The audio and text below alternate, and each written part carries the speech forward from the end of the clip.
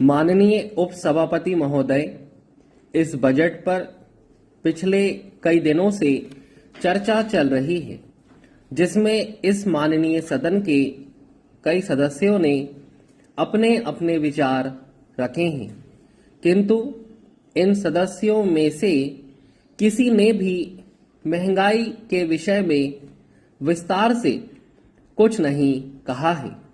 सभापति महोदय, मैं इस महंगाई के विषय में ही इस सदन में अपने विचार आपके सामने रखना चाहता हूं।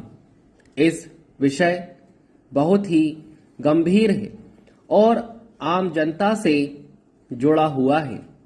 मैंने और आम जनता ने यह महसूस किया है कि सभी चीजों की कीमतों में काफी वृद्धि हुई है और हो रही है, जबकि हमारे सत्ता पक्ष का कहना है कि कीमतों पर अंकुश रखने की कोशिश सरकार द्वारा की जा रही है। इस संबंध में सरकार ने अनेक कदम उठाए हैं। सरकार का यह भी कहना है कि महंगाई के दो प्रमुख कारण भी हैं।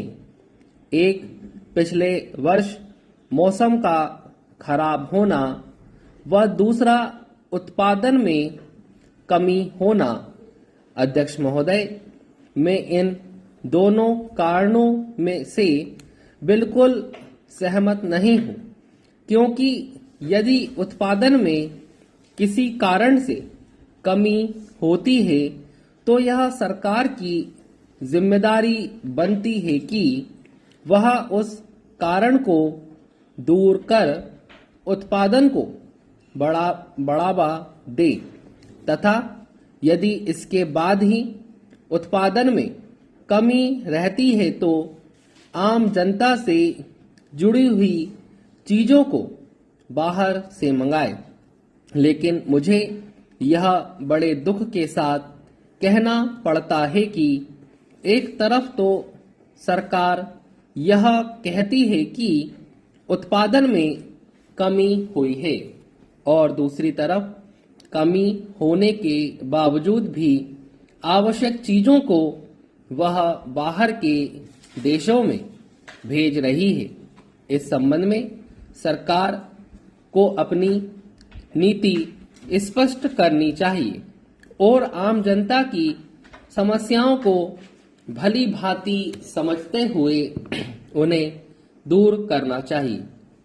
माननीय उपसभापति जी, मैं आपके माध्यम से यह प्रार्थना भी करना चाहता हूं कि यदि आप वास्तव में महंगाई को कम करना चाहते हैं, आवश्यक चीजों की कीमतों को कम करना चाहते हैं, तो आपको किसानों की समस्याओं की तरफ भी ध्यान देना होगा। यदि मौसम खराब है तो उसका भी कोई ना कोई रास्ता निकालना होगा और साथ ही आवश्यक वस्तु नियमों को भी कठोर बनाना होगा। मैं समझता हूं कि जब तक आप सख्ती नहीं करेंगे तब तक महंगाई कम नहीं होगी। महंगाई का असर वैसे तो समाज के हर वर्ग पर पड़ता है, लेकिन सबसे ज्यादा असर गरीब लोगों पर पड़ता है, जो मजदूरी करके ही अपना पेट और परिवार का पालन पोषण करते हैं। महोदय, हमें गरीबी को दूर करके सबको बराबर लाना चाहिए। इस दिशा में सरकार को एक स्पष्ट नीति बनाने पर विशेष ध्यान देना चाहिए।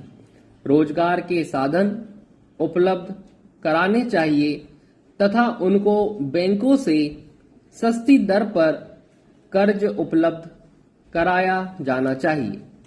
यदि हमें अपने देश को मजबूत बनाना है तो हमें इस महंगाई और गरीबी जैसी समस्याओं को इस देश से जल्द समाप्त करना ही होगा। इन शब्दों के साथ मैं अपनी बात समाप्त करता हूं।